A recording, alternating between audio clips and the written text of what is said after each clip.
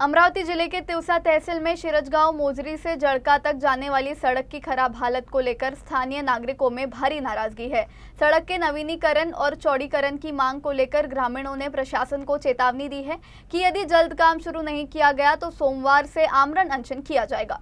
अमरावती जिले के तिवसा तहसील में शिरजगांव मोजरी से जलका तक लगभग 15.8 किलोमीटर लंबी सड़क की हालत बेहद खराब हो चुकी है। इस सड़क पर बड़े बड़े गड्ढे हो जाने से आए दिन दुर्घटनाएं हो रही हैं और वाहन चालकों को भी भारी परेशानी का सामना करना पड़ रहा है।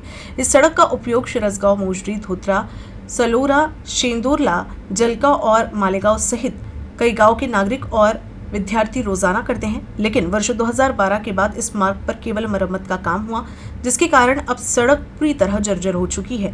नागरिकों ने तहसीलदार को निवेदन सौंपते हुए सड़क के तत्काल नवीनीकरण, चौड़ीकरण और पुलों की ऊंचाई बढ़ाने की मांग की है। साथ ही मार्ग पर स्ट्रीट लाइट और सूचना फलक लगाने की मांग की गई है। सामाजिक कार्यकर्ता प्रशांत कांबले ने चेतावनी दी है कि यदि बजट सत्र में इस सड़क के लिए निधि मंजूर नहीं की गई तो सोमवार से धोत्रा में आमरण अनशन और अनिश्चितकालीन आंदोलन शुरू किया जाएगा। गेल्या 15 वर्षापासून शिरजगाव मोजरी ते जळका हा रस्ता सध्या खड्डेमय झालेला आहे। खड्ड्यात रस्ता की रस्त्यात खड्डा हा समजत नाही आहे आणि या सगळ्या गावामध्ये शिरजगाव मोजरी, धोत्रा, सालोरा, शेंदोळा आणि जळका तिकडे माळेगाव लागून आहे आणि काही आजूबाजूच्या गावांमध्ये सर्वाधिक रुग्ण आमच्या इथे हृदयरोगाचे आहे, कॅन्सरचे आहेत, गर्भवती माता आहे आणि याच रस्त्याने आम्हाला PSCला जावं लागते। याच रस्त्याने आम्हाला हृदयरोगासाठी जे उपलब्ध असलेलं जे अच्युत महाराजाचं हार्ट हॉस्पिटल आहे अमरावतीला, तिथे जायला लागते आणि या रस्त्याची मोठ्या प्रमाणात दळणवळण आहे।